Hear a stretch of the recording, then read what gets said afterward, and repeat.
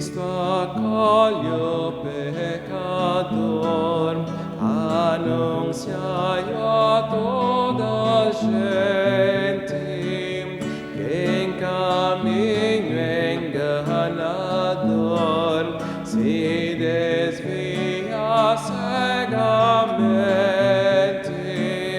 Eis aqui o Redentor, Cristo accoglie o pecador. Quando a ovelha se perder, seu pastor busca perdida, nunca irá nos esquecer, dá-nos proteção guarida, guarda-nos, ó bom pastor, Cristo accoglie o pecador.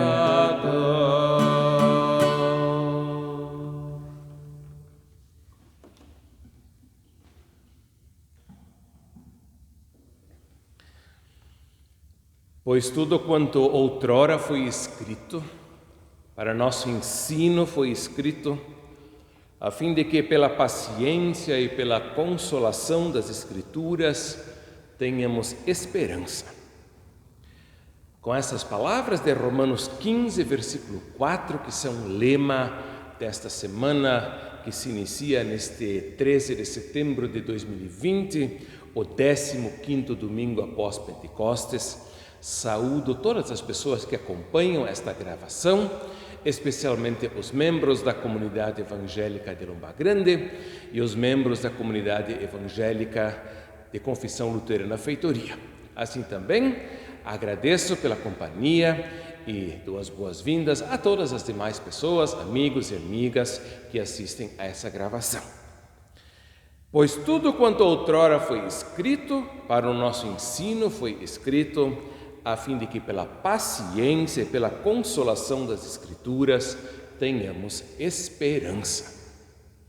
Pelo visto, o apóstolo Paulo, ele se encontra ou ele conversa com uma comunidade, no caso a comunidade aos romanos, que está carente e necessitada de ânimo e de consolo e de esperança.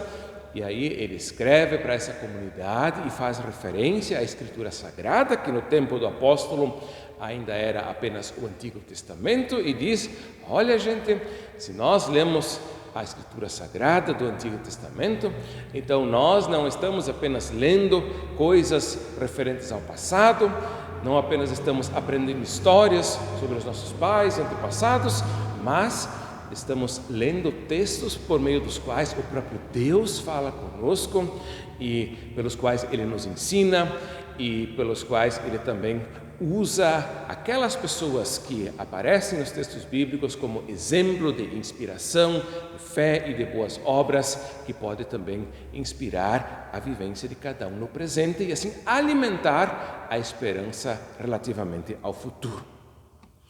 Na sequência, vamos meditar a respeito do Evangelho deste domingo, de Mateus 18, em que Jesus, ele ensina aos seus discípulos a respeito da prática do perdão, e esse ensinamento de Jesus, entre mentes, também virou Escritura Sagrada, e assim ela vem e fala a nós hoje, palavra de Deus que não apenas narra coisas, ensinamentos do passado, mas inspira pessoas hoje, transforma, renova para uma vivência de fé, de esperança e de amor. Deus abençoe este momento de meditação, louvor e oração, este momento que realizamos exatamente em nome do Trino Deus, que é Pai, Filho e Espírito Santo. Amém. Leio do Evangelho segundo Mateus, capítulo 18, versículos 21 a 35, como percebem, uma longa passagem de 15 versículos. Vou depois, nas minhas observações, procurar ser bem sintético e resumido. Penso que o mais importante, de fato, é ouvirmos o ensinamento de Jesus e nos deixarmos inspirar por ele. Então Pedro, aproximando-se, perguntou a Jesus: Senhor, até quantas vezes meu irmão pecará contra mim, que eu lhe perdoe? Até 7 vezes? Respondeu-lhe Jesus: Não te digo que até 7 vezes, mas até 70 vezes 7. Por isso o reino dos céus é semelhante a um rei que resolveu ajustar contas com os seus servos. E passando a fazê-lo, trouxeram-lhe um que lhe devia 10.000 talentos. Não tendo ele, porém, com que pagar, ordenou o Senhor que fosse vendido ele, a mulher, os filhos e tudo quanto possuía, e que a dívida fosse paga. Então o servo, prostrando-se reverente, rogou: Sê paciente comigo e tudo te pagarei. E o senhor daquele servo, compadecendo-se, mandou-o embora e perdoou-lhe a dívida. Saindo, porém, aquele servo encontrou um dos seus conservos que lhe devia 100 denários. E agarrando-o, o sufocava, dizendo: Paga o que me deves. Então o seu conservo, caindo-lhe aos pés, lhe implorava: Sê paciente comigo e te pagarei. Ele, entretanto, não quis, antes indo-se, o lançou na prisão até que saldasse a dívida. Vendo os seus companheiros o que se havia passado, entristeceram-se muito e foram relatar ao seu senhor tudo o que acontecera. Então o seu senhor, chamando-o, lhe disse: Servo malvado, perdoei-te aquela dívida toda porque me suplicaste. Não devias tu igualmente compadecer-te do teu conservo, como também eu me compadeci de ti? E indignando-se o Senhor, o entregou aos verdugos, até que lhe pagasse toda a dívida. Assim também meu Pai Celeste vos fará, se do íntimo não perdoardes cada um a seu irmão. Queridos irmãos, caras irmãs, quando meditamos a respeito deste texto, nos encontramos bem no coração do Evangelho. O anúncio, a mensagem e a prática do perdão. Martim Lutero, por exemplo, na sua tradução da Bíblia para o alemão, lá nos idos de 1500 e alguma coisa, 1522, 1534, ele traduziu apenas 2 palavras no alemão que ele destacou em letras maiúsculas, que foram 2 palavras lá no Evangelho, na Epístola do apóstolo Paulo aos Romanos, onde constam as palavras Sünde vergibt, que Deus perdoa pecados. Foram as únicas palavras que Lutero destacou naquela sua tradução da Bíblia lá nos anos 1500. Com isso destaca, de fato, a importância que o perdão tem para ele e como ele percebe que, de fato, ali está a essência da mensagem evangélica. Não apenas dos 4 evangelhos, mas do Evangelho de Jesus Cristo. Interessantemente, o apóstolo Paulo mesmo, ele faz pouca referência explícita à expressão perdão dos pecados. Quando o apóstolo Paulo medita e reflete e anuncia a mensagem salvífica de Deus, ele recorre especialmente a 2 outros conceitos que são, uma vez, o conceito da justificação e, por outro lado, ainda o conceito da reconciliação. Por isso também, Lutero, como teólogo que era muito afinado com o apóstolo Paulo, ele colocou a doutrina da justificação, a mensagem da justificação, no centro da sua teologia. Como é que nós devemos entender isso? A justificação, conforme Paulo anuncia e conforme Lutero interpreta, fala daquele Deus que justifica os culpados, declara justos os injustos. Portanto, temos diante de nós aqui uma situação de um tribunal, o Supremo Juiz, que é Deus. Ele teria todo o direito de punir os pecadores, de castigá-los conforme as suas obras, mas ele não faz isso, pelo contrário, os perdoa. E ali se revela então a justiça de Deus, que na concepção do Antigo Testamento sempre é uma justiça que opera a salvação, que opera a vida. Além disso, e aqui eu penso que talvez nós chegamos num conceito que, quem sabe, hoje em dia nós podemos entender mais facilmente. O apóstolo Paulo fala da reconciliação. Justificação é reconciliação. Nós, como pessoas pecadoras, nos afastamos de nosso Deus, do nosso Criador, e agora Deus nos chama de volta para si, convida-nos para que nos reconciliemos com Ele.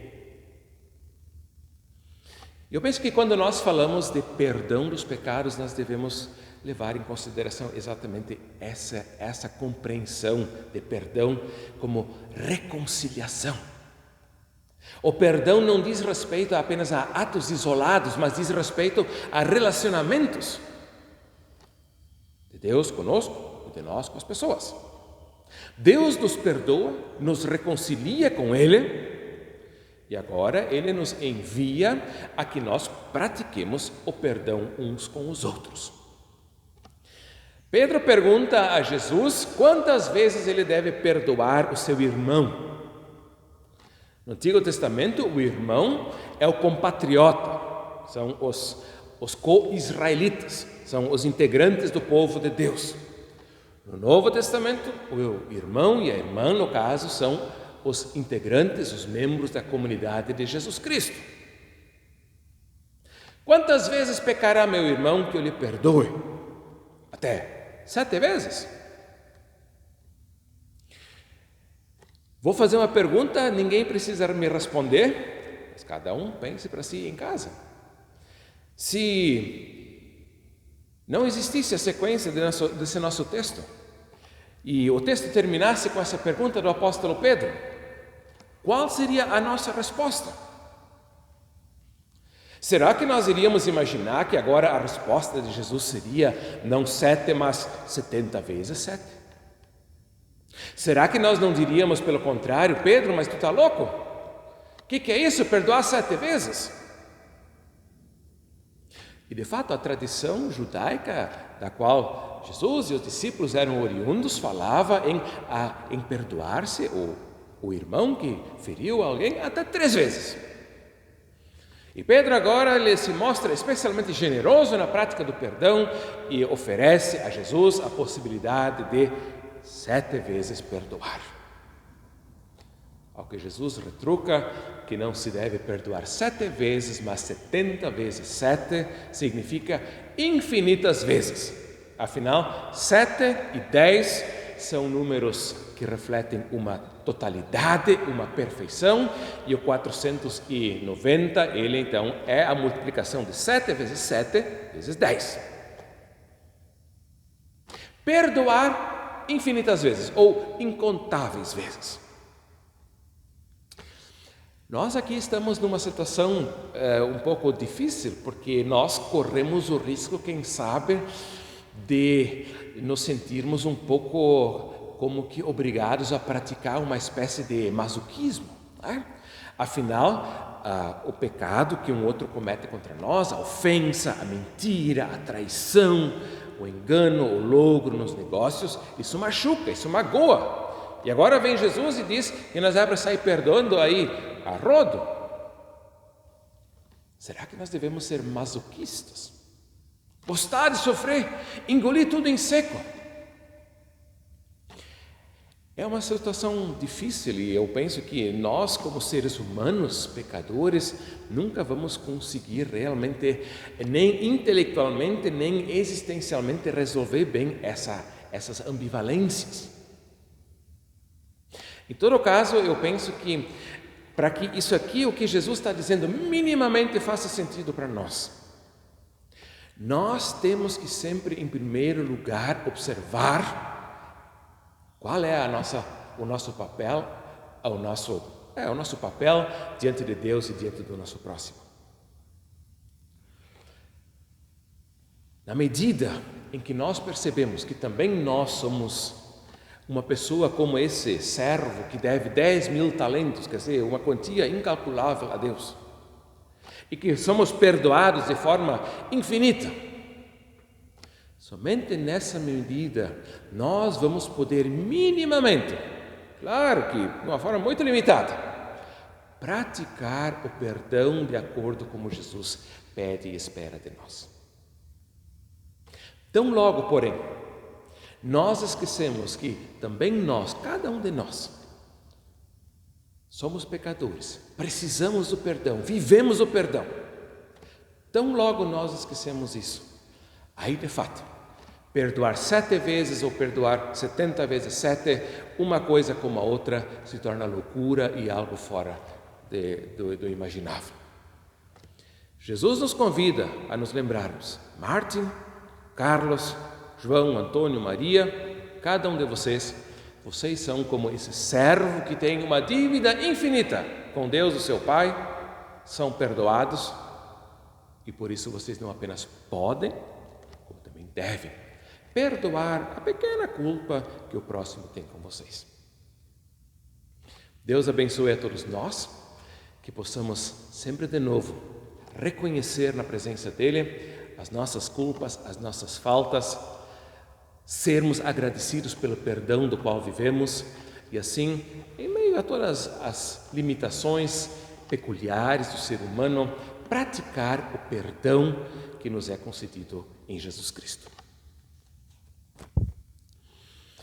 Cantei no início as 2 primeiras estrofes do hino número 51 do livro de canto da ISLB. Vou agora entoar ainda a 3ª e última estrofe.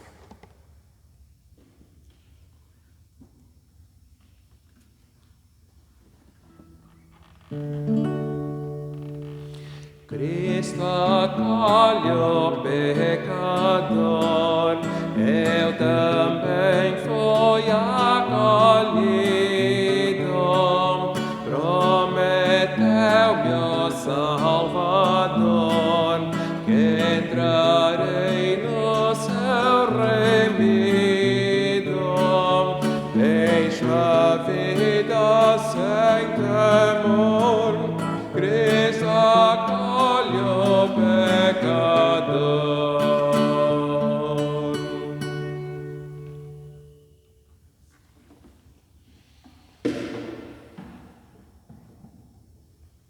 Oremos.